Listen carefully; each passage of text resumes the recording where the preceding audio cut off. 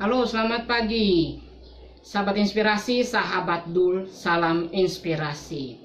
Hari ini tanggal 4 Februari 2021 adalah Hari Kanker Sedunia. Dan khusus hari ini, sahabat inspirasi Dul akan mempersembahkan dan memberikan apresiasi kepada seluruh pengidap kanker, survivor kanker yang berada di mana saja melalui video-video menarik, video-video inspirasi berikut ini. Dan beberapa video ini, salah satunya adalah seorang survivor kanker. Dia adalah seorang polisi wanita atau polwan di Polda Nusa Tenggara Timur di Rumah Sakit Bayangkara. Nah, survivor kanker ini dia bernama Aida Imelda Mela. Dan di video ini kakak Imelda akan mengisahkan berbagi kisahnya bagaimana ia mengalami penyakit kanker itu dan berjuang menghadapinya. Bagaimana reaksi suami dan anak-anaknya, bahkan bagaimana reaksi pimpinan dan polisi serta poluan teman-temannya di kantor ketika mengetahui dia mengalami kanker. Tanpa berpanjang kata, biarkan kakak Imelda Mela yang akan mengisahkan kepada sahabat inspirasi Dul. Jangan lupa like, dan jangan lupa berikan like, subscribe, dan tinggalkanlah komentarmu di kolom komentar ini. Salam inspirasi.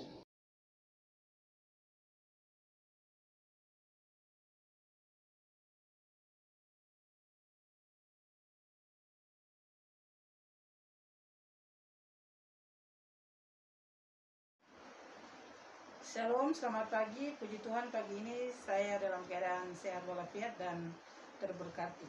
Untuk sahabat inspirasi Dul di mana saja berada, perkenalkan nama saya Imelda Mela. Saya survivor kanker serviks.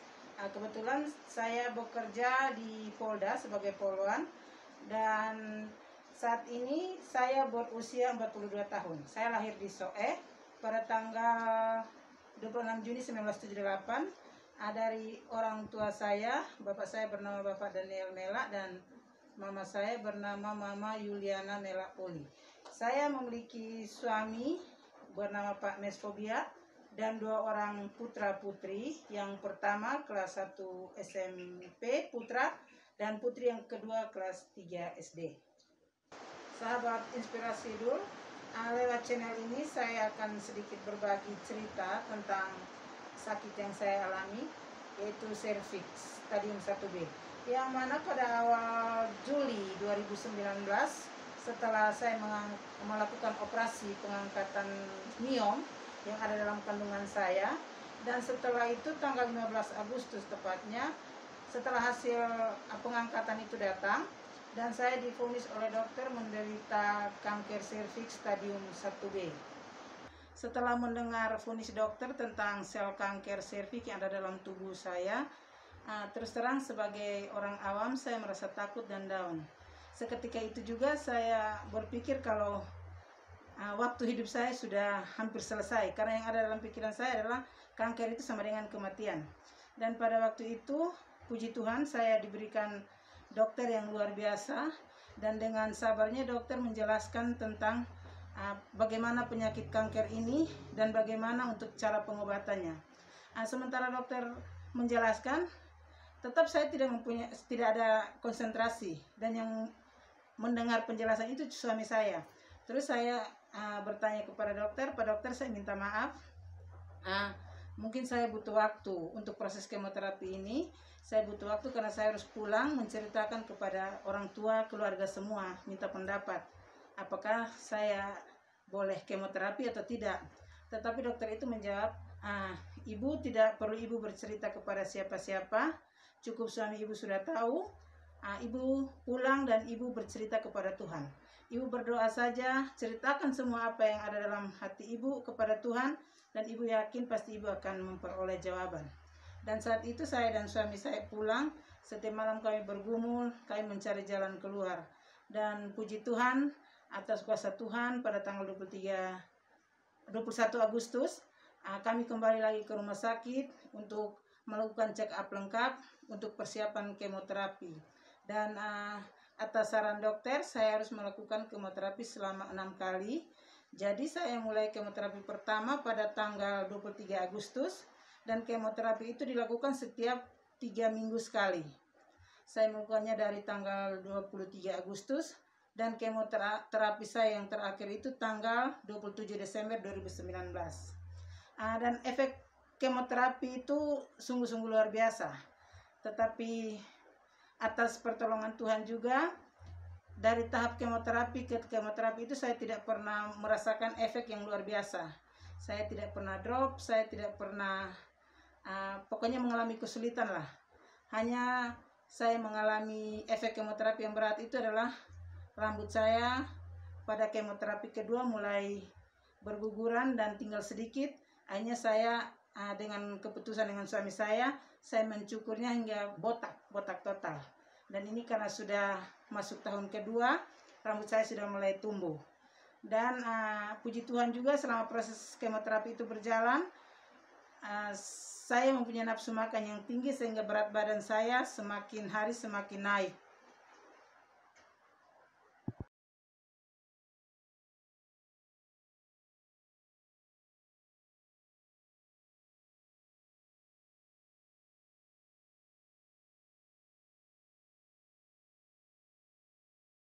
Sahabat inspirasi dul, kalau cerita tentang suka dan duka mengalami penyakit ini, pertama-tama saya cerita dukanya dulu. Terus terang kalau namanya kita menderita sakit pasti lebih banyak dukanya. Di sini yang saya alami dukanya itu yang mana saya harus merasakan kesakitan setiap kali selesai kemo, karena efek kemonya itu bisa terasa antara 1 sampai 2 minggu.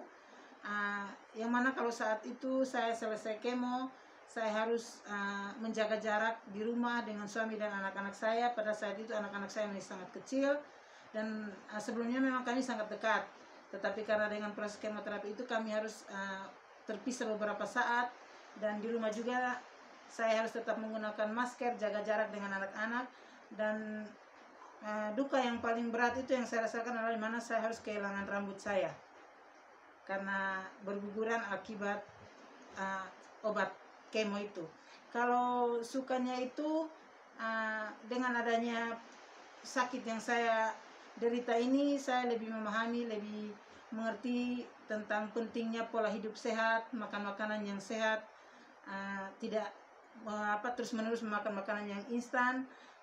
Saya lebih mengerti pentingnya orang-orang yang kita sayangi, yang terus memberi support kepada kita. Dan yang lebih membuat saya merasa sukacita adalah dengan menderita sakit ini, saya lebih mendekatkan diri kepada Tuhan. Karena setiap saya menderita sakit ini, saya terus berdoa kepada Tuhan. Dan dalam setiap doa itu saya hanya meminta, Tuhan, saya hanya butuh sembuh.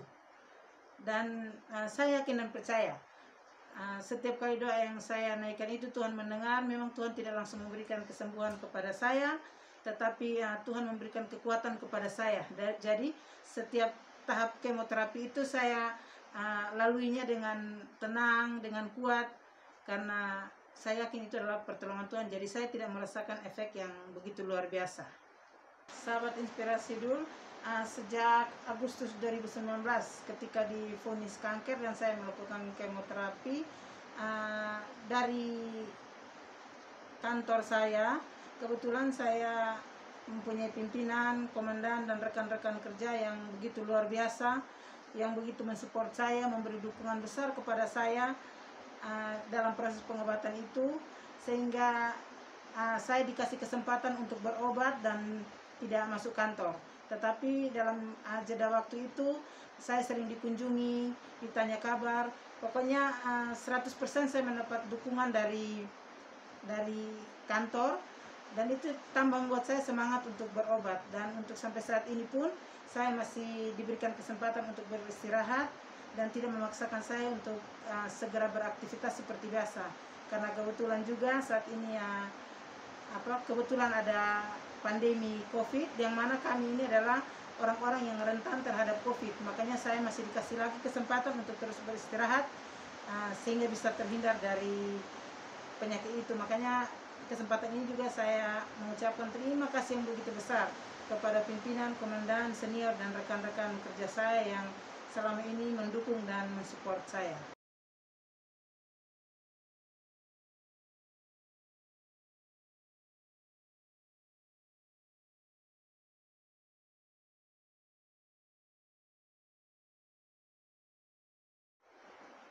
Sahabat Inspirasi Dul, harapan saya, suami, anak-anak, dan keluarga besar saya, kami sangat berharap kalau saya ini benar-benar sembuh.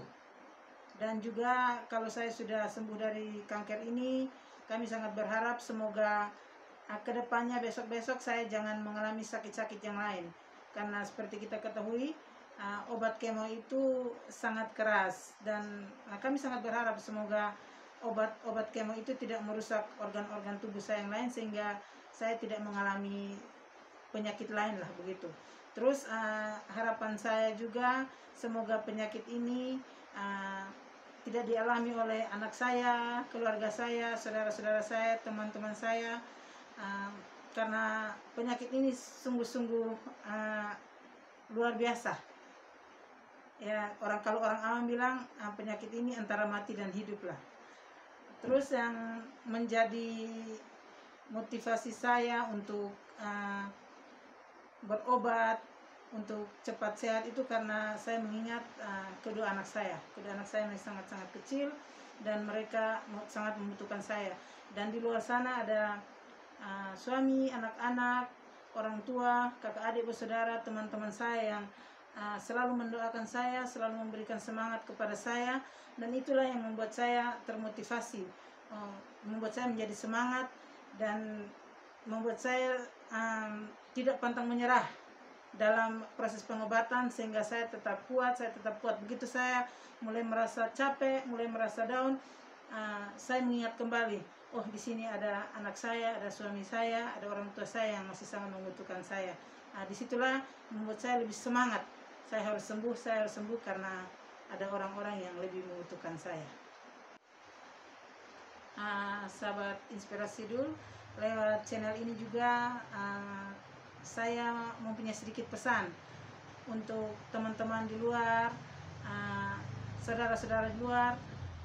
Misalnya di antara kita ada yang sekarang ini sementara menderita sakit kanker, satu pesan saya bahwa kita jangan merasa takut, jangan merasa pesimis. Yakinlah kalau kanker itu bukan penyakit yang mematikan. Asal kita mau berobat, kita mau terbuka, mau rajin berkonsultasi dengan dokter, terus yang paling penting adalah kita berserah kepada Tuhan. Maka apapun penyakit itu, seberat apapun penyakit itu, pasti akan dapat kita lewati.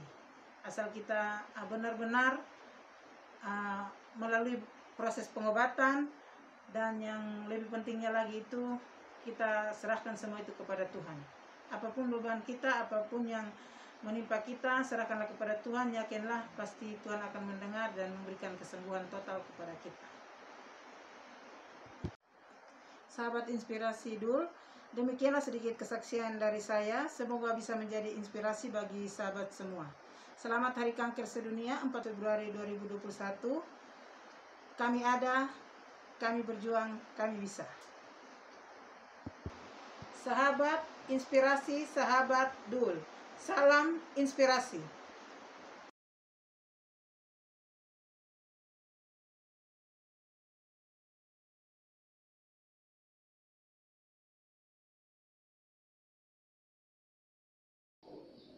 Oke, bagaimana sahabat Inspirasi Dul? Video dari survivor kanker Kakak Imelda Mela. Menarik bukan? Banyak hal yang bisa kita pelajari dari apa yang telah dibagi oleh Kakak Imelda Mela. Terima kasih ya Kakak Imelda Mela sudah berbagi kisah inspiratif di sahabat Inspirasi Dul. Salam hormat buat keluarga, saudara, dan teman-teman pengidap kanker.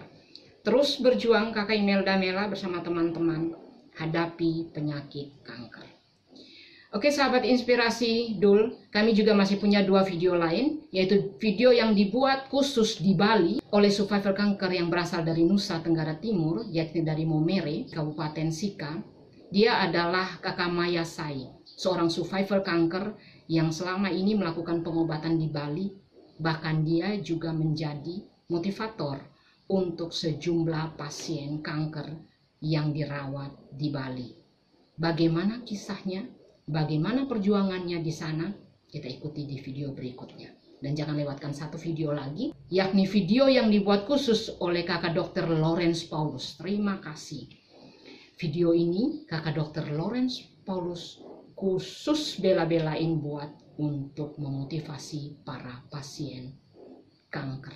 Bagaimana motivasi yang diberikan oleh kakak Maya Said yang langsung dari Bali dan motivasi yang diberikan oleh dokter Lawrence Paulus? Silakan ikuti video-video berikut ini. Terima kasih sahabat Inspirasi Dul. Salam inspirasi.